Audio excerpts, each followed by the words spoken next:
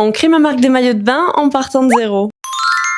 Jour 17 depuis qu'on a commencé à créer cette marque ensemble. Si vous avez vu la vidéo d'avant, vous savez pourquoi j'ai mis autant de temps à poster. Aujourd'hui, on va s'attaquer à l'iconographie et au choix des couleurs. Pour rappel, dans les épisodes précédents, on a choisi ensemble le logo. D'ailleurs, je suis en train de travailler dessus, donc dès que j'aurai une version améliorée, je vous le partagerai. Avant de vous dévoiler les couleurs finales, je voulais vous montrer les icônes que j'ai pensées pour l'iconographie. Pour rapidement vous expliquer, ce sont des symboles et illustrations qu'on va utiliser dans la communication de la marque. Il s'agit en fait tout simplement de motifs qui va faire qu'on va facilement reconnaître ma logo. Bon, j'avoue que je les avais déjà dessinés il y a quelques mois. À ce moment-là, c'était peut-être plus cohérent avec le logo que j'avais fait en bâton à la main. Maintenant, je pense pas vraiment que ce soit dérangeant. J'ai voulu représenter tout ce qui me faisait penser à l'été. Ça, c'était mon idée de base. Maintenant, je vais vous proposer une seconde version. J'ai essayé de les styliser un peu plus comme le nouveau logo qu'on a vu ensemble. J'ai comme essayé d'arrondir les angles et fait en sorte que mes dessins soient un petit peu plus pulpeux, comme dans le moodboard de l'épisode précédent. Alors dites-moi laquelle des deux versions vous préférez et laquelle vous tape la plus à l'œil. J'avais très envie que ce soit fait main, puisque c'est ce que cette marque représente, on fait tout nous-mêmes. Je trouve aussi que c'est une façon de lui donner une identité unique, une touche personnelle et fait de mes propres mains. Donc c'est ce que ça pourrait donner en les adaptant au changement du logo et de la DA. Maintenant, on en vient à l'harmonisation des couleurs. Ça n'a pas été évident puisque vos avis sont quand même très variés pour le choix des couleurs, mais je dirais quand même qu'une majorité de personnes a voulu garder le rose. Dans une identité visuelle, il n'y a rien qui est laissé au hasard, parce que les couleurs, c'est un peu comme un langage secret. Tout est pensé pour provoquer une émotion précise. Déjà, on a le symbole des cerises qui donne une dimension un peu espiègle, solaire et coquine finalement. Ensuite, pour la signification de la couleur du bordeaux, c'est tout simplement mature et rassurant. Le rouge foncé vif de la cerise, c'est intense, attirant et ça donne surtout du caractère. Je pense que c'est aussi pourquoi vous avez aimé le croquis de base. Puis, bien évidemment, j'ai vu que vous adoriez le rose et je dirais que c'est ce qui va apporter une touche de romantisme, de féminité et aussi de la jeunesse. Et puis pour finir, le blanc cassé qui s'accorde très bien au bordeaux, c'est la couleur neutre qui va faire respirer l'ensemble. Donc dis-moi ce que tu penses de cette nouvelle palette de couleurs, mais aussi quel choix d'icônes tu préfères. Je voulais aussi vous remercier de tout mon cœur pour tous vos abonnements, vos messages et partages. On est déjà plus de 700 sur TikTok et 500 sur Instagram. Ça me montre à quel point vous êtes impliqués avec moi dans ce projet et ça me fait vraiment trop plaisir. J'espère que cet épisode 6 vous a plu et je vous fais des bisous. À bientôt!